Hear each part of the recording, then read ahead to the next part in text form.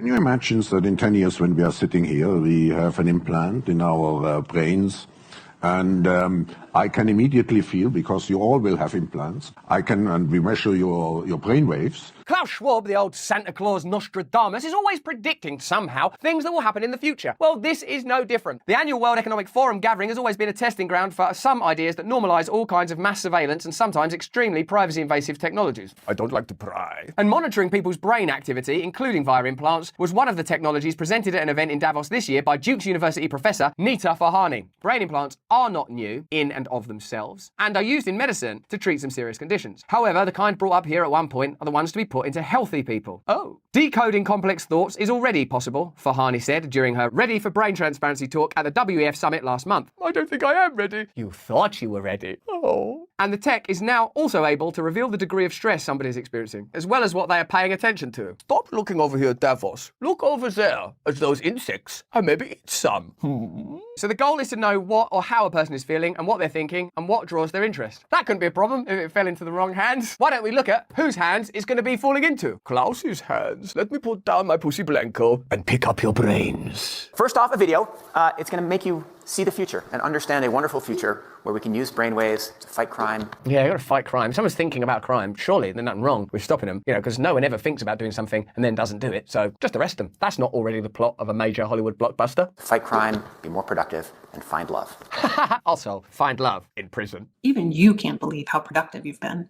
Your memo is finished, your inbox is under control, and you're feeling sharper than you have in a decade. What a horrible, disgusting little life. That's Neo's life before he gets out of the Matrix that they're selling as the life you should aspire to. Sensing your joy, your playlist shifts to your favorite song, sending chills up your spine as the music begins to play. Yes, it will send chills up my spine if my computer starts intuiting what mood I'm in when I'm in my horrible little drone cell as a slave to the state where even my thoughts are being observed by apparently benevolent brain DJ. Oh, they wouldn't misuse that technology, would they? They won't become, sorry, you thought a naughty, you're going to have to go to prison. You mentally move the cursor to the left and scroll through your brain data over the past few hours. You can see your stress levels rising. As you realize that the state are observing your every thought. And imagine, for example, you thought something like, I don't know, I don't want my thoughts looked at. Who's this coming through the door? Oh, you notice your stress level is rising as it's RoboCop. What's this? RoboCop's putting you in cuffs and kicking you in your reproductive organs repeatedly. As the deadline to finish your memo approached, causing a peak in your beta brainwave activity. Science is obviously radical and wonderful, but science as a subset of late corporatism, capitalism, and globalism is a terrifying proposition because once that's alloyed to the surveillance and ability to regulate and control, which we witnessed to a degree in the pandemic, that's not going to be good for you. You're not going to be leaning back, relaxing, querying what your brainwaves meant. You're going to be in prison. But what's that unusual change in your brain activity when you're asleep? It started earlier in the month. What's this that happened to me last night? Oh yeah, I was looking at the days earlier brainwaves. I've been trapped in a loop, a steinographic loop of looking at data, never experiencing joy. That must have been where I thought about making love. That was a bit where I thought about flying a kite, being outside, being connected to reality, the limitless consciousness that connects all of this, and that artificial intelligence can never replicate because its beginnings are beyond human contemplation and you have to turn inward and recognize a divine light. RoboCop! You are under arrest. That is too much spiritual contemplation. You send a text message to your doctor with a mental swipe of your cursor. Could you take a quick look at my brain data? Anything to worry about? Yeah, you've given up your freedom. Your mind starts to wander to the new colleague on your team, whom you know you shouldn't be daydreaming about, given the policy against intra-office romance. Oh, that's interesting. They can use it to underwrite policies and potentially control you. You shouldn't be dreaming about an inter-office romance. That's why we've attached these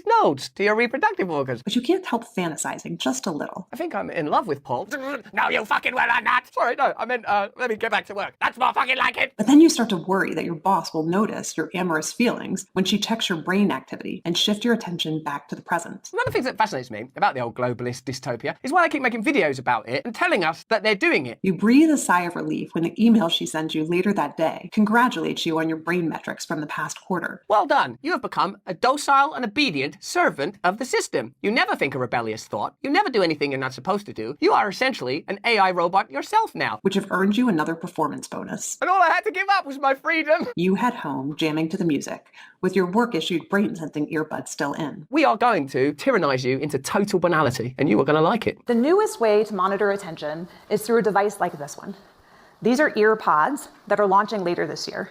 These ear pods, much like the video you watched earlier, are ear pods that can pick up brainwave activity and tell whether or not a person is paying attention or their mind is wandering. The last bastion of potential freedom, your own mind, your own thoughts, the subjective experience of being you that no one, not your own mother or lover or child, will ever truly understand. One of the most painful yet beautiful things about being human, this intimate relationship with the source of all things. Available now, $50 from Amazon. Your attention itself being turned into a resource, a measurable, a metric, something that can be bought, sold, contained, evaluated. This is it. We are seeing now the pathway to dystopia being laid out before us. When you look at what's happened geopolitically in regards to the conflict that people of Ukraine and Russia have been going through, when you look at the pandemic, that all of us were affected by it to a greater or lesser degree, and that certainly some institutions benefited from, we can see now how the technology, the master plan, if you will, can be implemented. Attention itself, the one thing that is truly yours, can now be controlled, manipulated, monitored. Okay, well, you might think, fine. I don't think fine. I think fuck off.